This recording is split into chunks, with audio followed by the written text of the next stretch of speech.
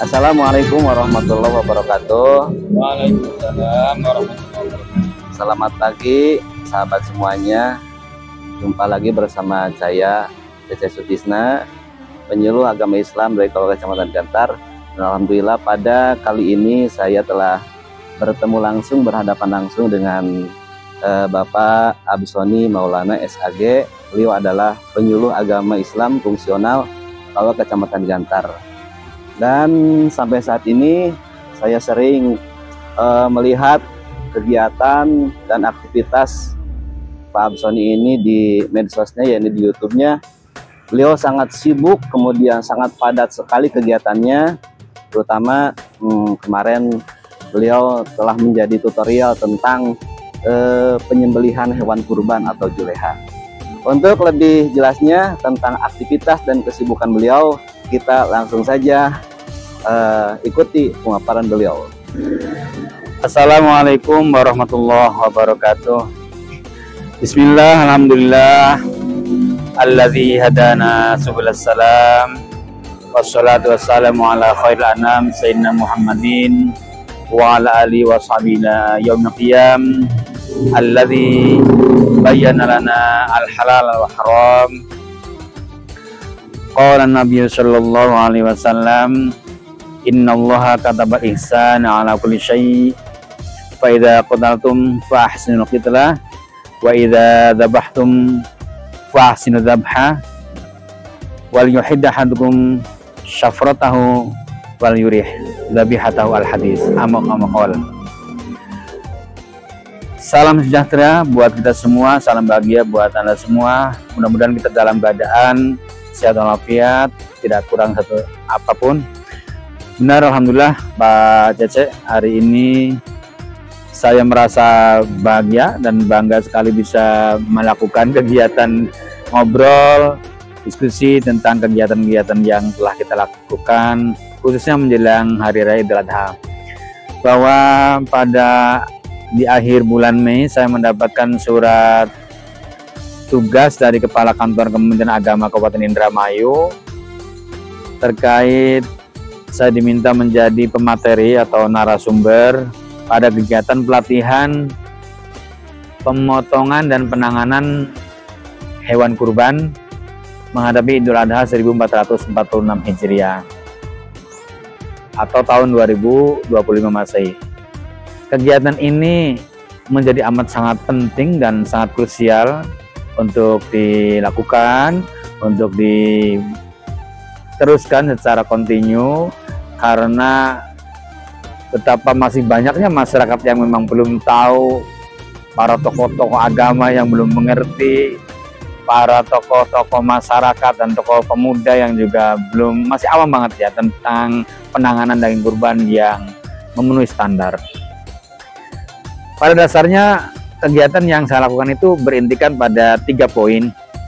Yang pertama adalah penjelasan secara medik, karena di samping kanan kiri saya juga bersamaan atau dibersamai, lebih tepatnya berkolaborasi dengan para dokter hewan, para praktisi kesehatan di bidang peternakan, masyarakat veteriner, dan saya diutus oleh Bapak Kepala Kantor dari sisi mungkin kajian ajaran agamanya. Jadi menariknya itu memang ada titik temu antara kesejahteraan hewan dengan konsep al-ihsan dalam hadis yang tadi saya sebutkan pada pembuka. Ada 3 poin kegiatan yang menarik yang membuat menurut saya seluruh masyarakat juga merasa penting dan mengutamakannya. Pertama adalah tahap seleksi hewan yang layak untuk dijadikan kurban. Ini kalau dibahas panjang banget, kita singkat-singkat aja ya. Kita singkat-singkat aja. Jadi sebelum perlakuan kita terhadap hewan itu sebelum datang untuk disembelih, dari mulai transportasi sampai di tempat peristirahatan juga poin-poinnya banyak. Ketika menjelang mau disembelih juga poin-poinnya banyak, aturan-aturannya. Kemudian mau direbahkan, cara merobohkannya juga ada ilmunya, ada tata caranya. Cara menyembelihnya apalagi, karena itu adalah ada syariatnya.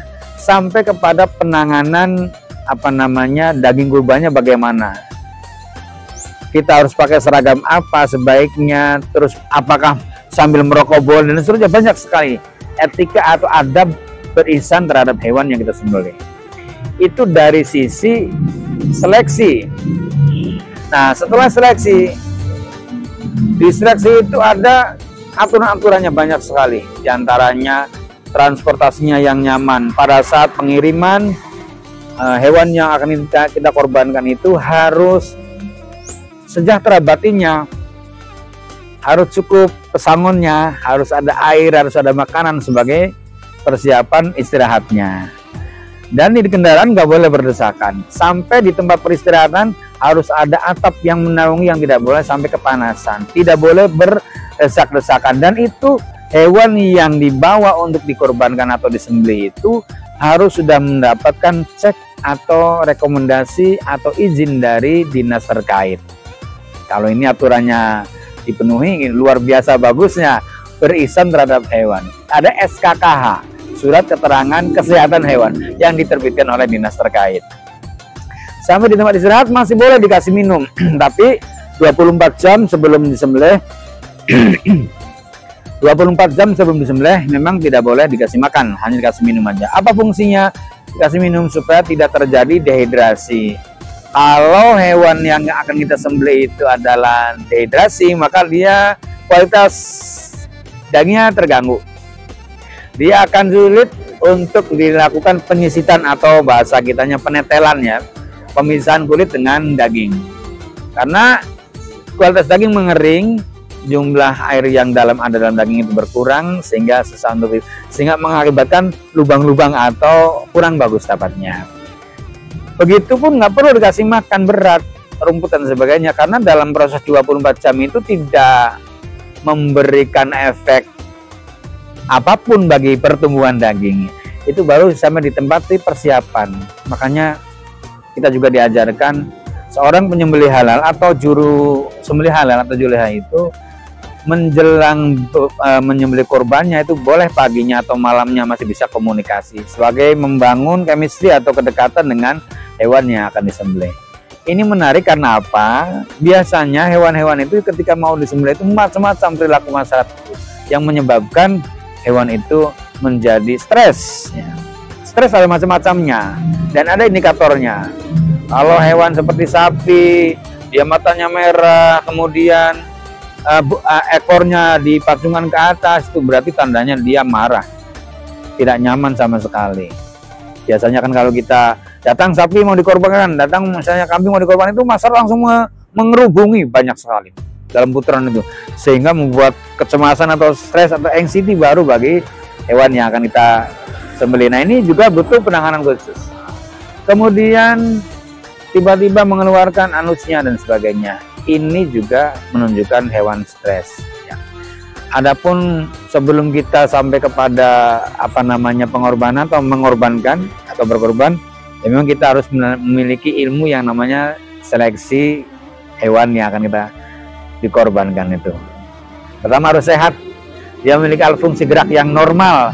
Kalau kita tepuk langsung, misalnya kalau kita tarik kulitnya atau badannya itu langsung kembali sesuai dengan adatnya secara normal dalam waktu yang singkat, tidak lemtoyo gitu, tidak lama. Kemudian matanya juga bersinar, bulunya bersinar, anusnya lembab, normal, tidak terlalu kering apalagi basah yang menunjukkan itu mens dan sebagainya.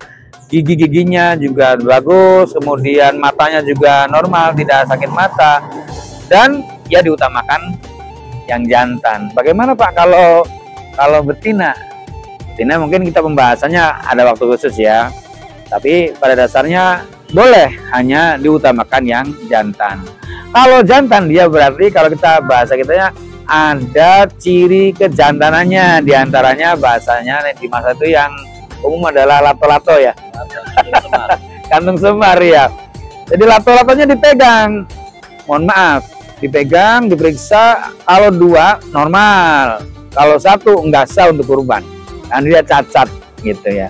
Diperiksa semuanya, giginya, matanya, kakinya, semuanya lah.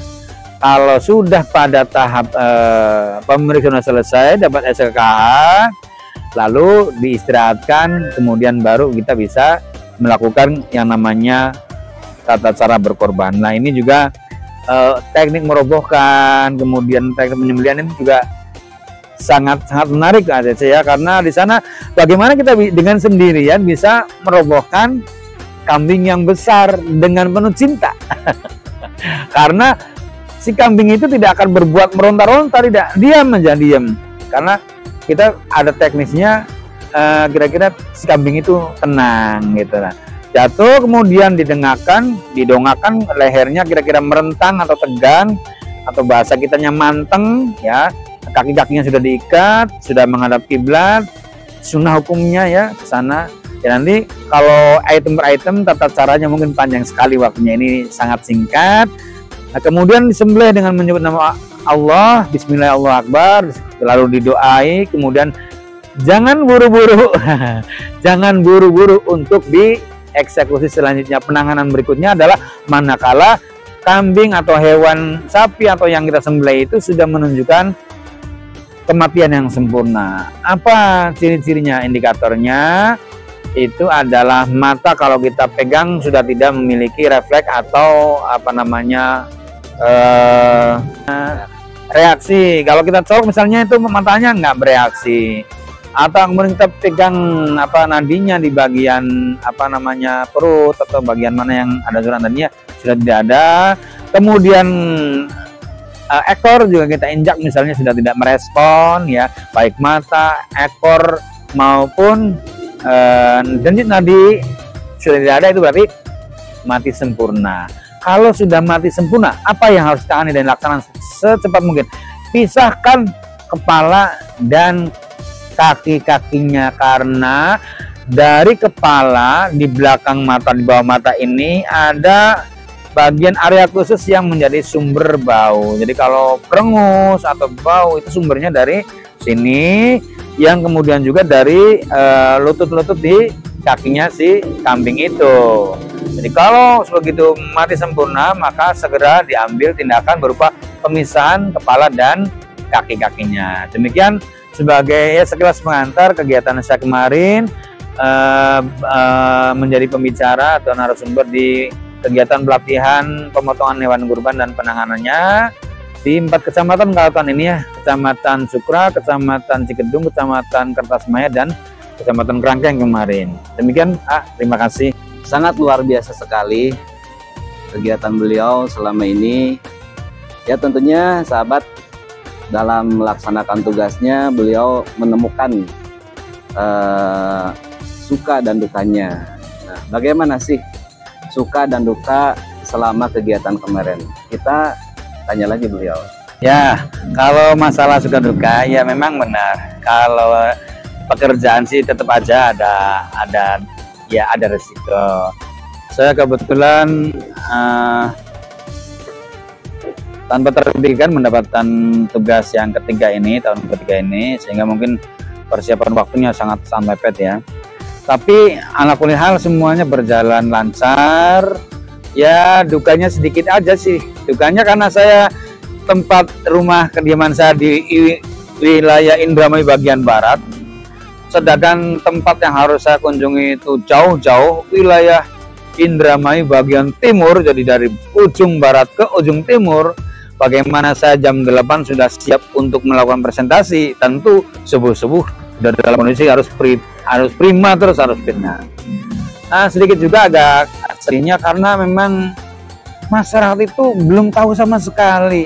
Banyak ustadz yang alim-alim, banyak kiai yang alim-alim yang luar biasa ilmunya, tapi tata cara pemotongannya masih.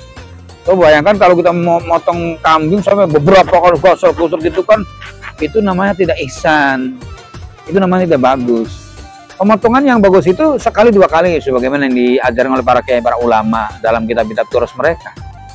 Para ulama mengajarkan kita menyembelih itu baik sapi maupun kambing atau apa lainnya, itu ya cukup sekali 2 kali, sayatan maksimal 3 kali. Jadi kita tergantung tekniknya ya. Kalau dorong ya pada di atas, taruhlah bila pisau atau golok itu seujung mungkin di leher yang dekat dengan hukum. Dan itu juga ada aturannya.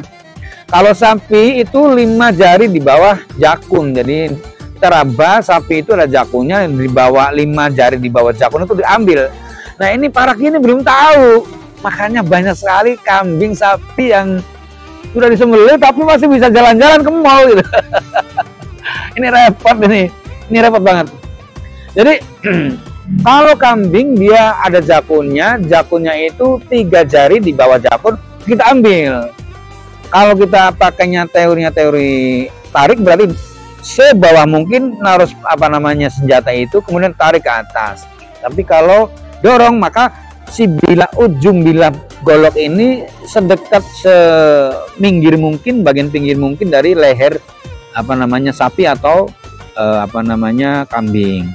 Kalau teknis mah sebenarnya bisa didongakkan menghadap ke atas leher itu baik sapi maupun kambing ya.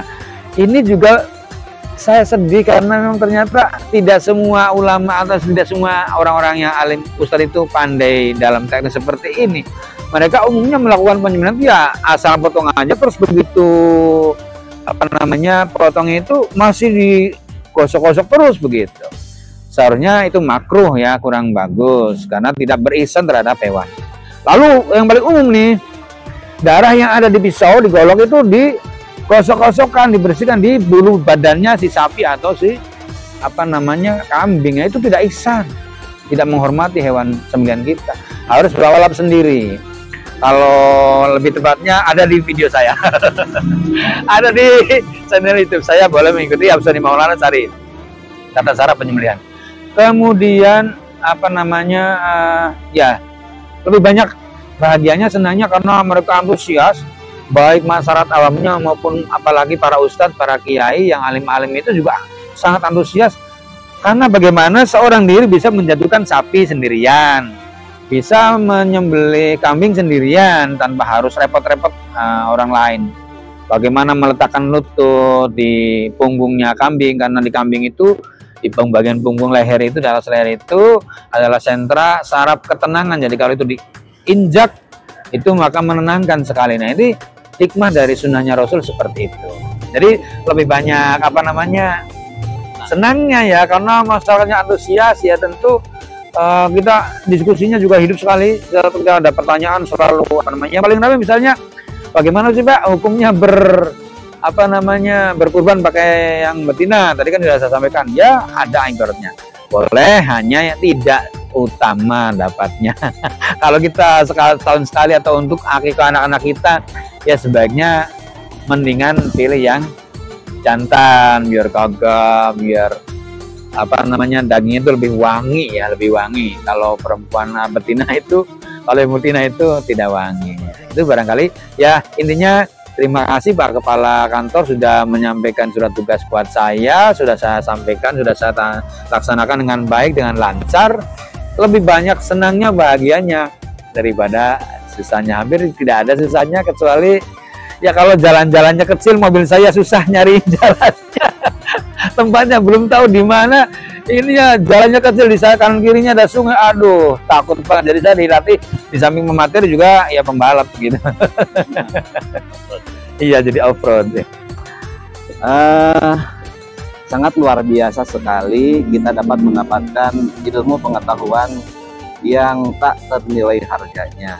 Islam sangat mengajarkan kebaikan untuk alam semesta, bukan hanya manusia melainkan kepada hewan pun kita harus ihsan, berbuat sebaik mungkin.